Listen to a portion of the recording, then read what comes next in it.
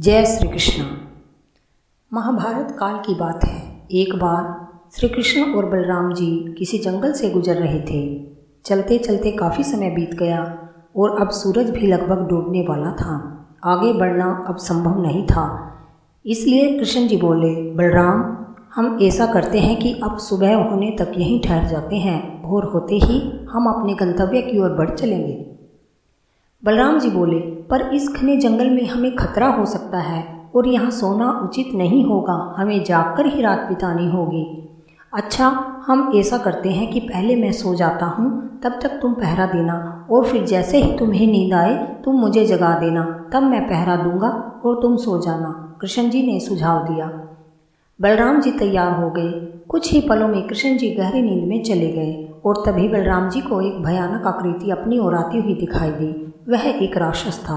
राक्षस उन्हें देखते ही जोर से चीखा और बलराम जी बुरी तरह डर गए। इस घटना का एक विचित्र असर यह हुआ कि भय के कारण बलराम जी का आकार कुछ छोटा हो गया और राक्षस और विशाल हो गया।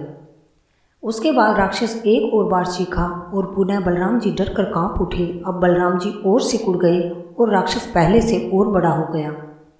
राक्षस धीरे धीरे बलराम जी की ओर बढ़ने लगा। बलराम जी पहले से ही भयभीत थे और उस विशालकाय राक्षस को अपनी ओर आता देखकर एक बार पुनः जोर से चीख पड़े, कृष्णा, और चीखते ही वह वहाँ मूर्छित होकर गिर पड़े। बलराम जी की आवाज़ सुनकर कृष्ण जी उठे। बलराम जी को वहाँ देख उन्होंने सोचा बलराम जी पहरा देते देते थक गए और सोने से पहले उन्हें आवाज़ दी। अब कृष्ण जी पहरा देने लगे। कुछ देर के बाद वही राक्षस उनके सामने आया और जोर से चीखा। कृष्ण जी जरा भी नहीं घबराए और बोले, बताओ तुम इस तरह क्यों चीख रहे हो, तुम्हें क्या चाहिए। इस बार भी कुछ विचित्र घटा। कृष्ण जी के साहस के कारण उनका आकार और बढ़ गया तथा राक्षस का आकार कुछ घट गया। राक्षस को कोई पहली बार ऐसा मिला था जो उससे डर नहीं रहा था। घबराहट से वह पुनः कृष्ण जी पर जोर से चीखा।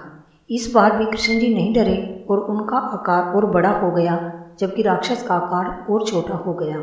एक आखिरी प्रयास में राक्षस पूरी शक्ति के साथ चीखा, पर कृष्ण जी मुस्कुरा उठे और फिर से बोले, बताओ तो तुम्हें क्या चाहिए।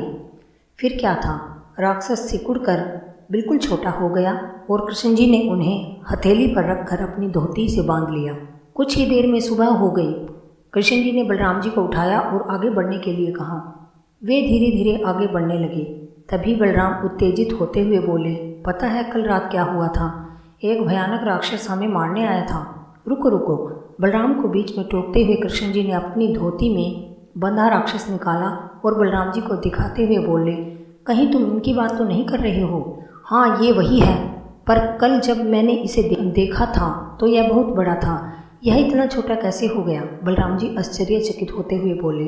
कृष्ण जी बोले, जब जीवन में तुम किसी चीज़ से बचने का प्रयास करते हो जिसका तुम्हें सामना करना चाहिए, तो वह तुमसे बड़ी हो जाती है और तुम पर नियंत्रण करने लगती है। परंतु जब तुम उस चीज़ का सामना करते हो जिसका सामना तुम्हें करना चाहिए, तो तुम उससे बड़े हो जाते हो और उसे नियंत्रित करने लगते हो। यह कहानी हमें बहुत प्रेरित करती है।